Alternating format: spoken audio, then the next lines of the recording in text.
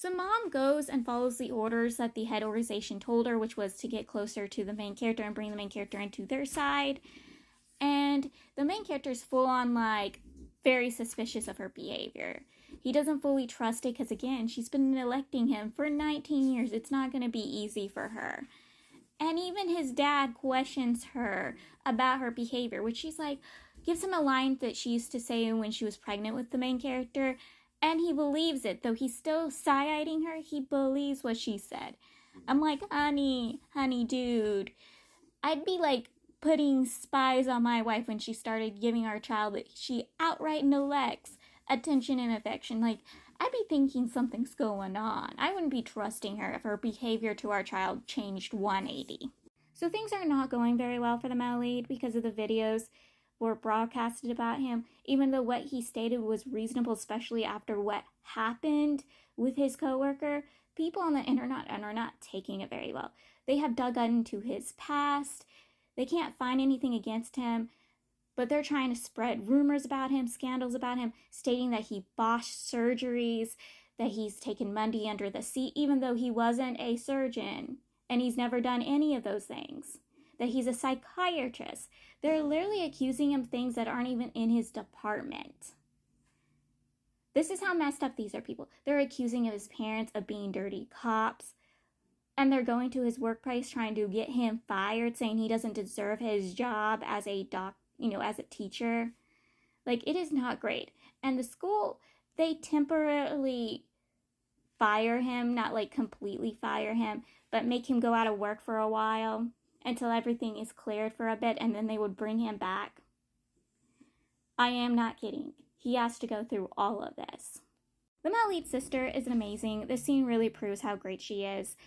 She sees the main character harassing the male lead and gets in between them to protect her brother, and she is full on berating him, harassing him back. She even threw something at him to get his attention. Like, she is showing how much upset she is and how sick she is of him. And how she can't believe that he's believing the videos and the rumors and scandals being spread about her brother, even though her brother was with him throughout his childhood. He's believing what those videos are stating. Like, she is pissed. She's going full on lioness on him. And I was clapping for her. I was like, girl, do it. He needs to hear all of this. Like, I love her. I absolutely adore her. And honestly, this scene reminded me of a certain character, the cousin from Husky and His White Cashews, and the Heavenly Darling. She reminds me of the Heavenly Darling from Husky and His White Cashews, because how she treats the male lead is the same way the Heavenly Darling treats the male lead in Husky and His White Cashews. And I absolutely adore her. Now, you guys can tell me that I'm wrong. I probably am. But doesn't she remind you of a female version of him? Doesn't she? So, like I thought while reading book 2, that he was going to use those photos against the male lead, and he does. He forces the male lead to sleep with him during the 3-part movie premiere thing that they did, the movies that they made in book 2. Yes, he forces the male lead to sleep with him during the premiere by using the photos to blackmail the male lead and stating that if he didn't sleep with him, he would show the male lead's sister. And then he continuously uses those photos to blackmail the male lead into sleeping with him several times, making them have a sort of relationship. And I'm pissed. I told you back when I was reading book 2 that if he used those photos against the male lead, I'd come for him, and I want to come for him. His head is mine. I'm putting that head on a spike. Just you wait. I am gonna come for him because I am very, very pissed. You think I was pissed reading Thousand Autumns? I'm more pissed over this. I can tell you, I am. So, like, the main character's kind of stupid, honestly, and very annoying and internalized homophobic, full-on internalized homophobic, because he refuses to admit that he is probably part of the community, like he's either bi, pan, or gay, because he refuses to admit to it.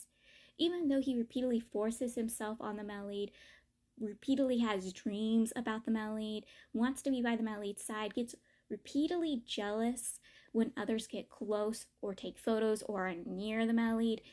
Like, he refuses to admit to it. He thinks it's not gay to have attraction to a man or be bi or pan. Like, he refuses to admit it.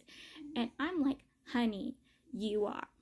And even the Male repeatedly tells him whenever he comes to the Male to harass the Male's like, you're part of the community. And he's no, I'm not. I'm not part of that community. And the Male's like, you know what? That's true, because I've never met somebody part of the community that's like you. They don't do things like how you do it.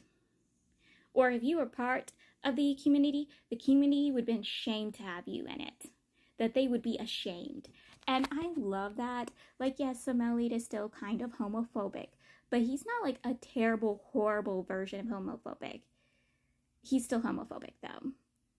But, like, the way the main character behaves, he doesn't go, oh, this is normal for people of the community to do this. No, he goes, the community would be disgusted and ashamed to have somebody like you.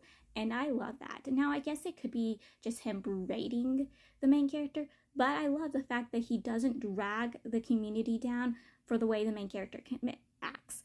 Like, can we agree with that? I love that he's like, I'm not gonna hate upon the community for the way the main character acts, because just because the main character acts like that doesn't mean the rest of the community does. Let's give him claps for that.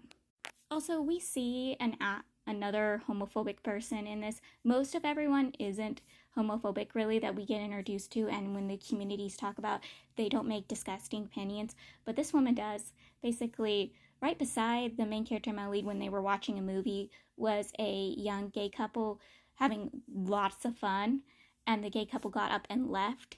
Well, the main character, Melly, they're not enjoying the movie anyway, so they get up and leave, but they have to bypass a straight couple, and this straight couple, specifically the woman of the straight couple, was overhearing the stuff that was going on with the gay couple, and she assumes what she was hearing from the gay couple is the main character, Melly, and assumes the main character, Melly, got up to leave to, do what the gay couple went to go do, and she loses it on them. She says so much horrible, vile things that I wanted to get into the book and I wanted to slap her around. I'm like, take that filth out of your mouth before I put it back, and I will make you cry. I will make you cry, honey. I will.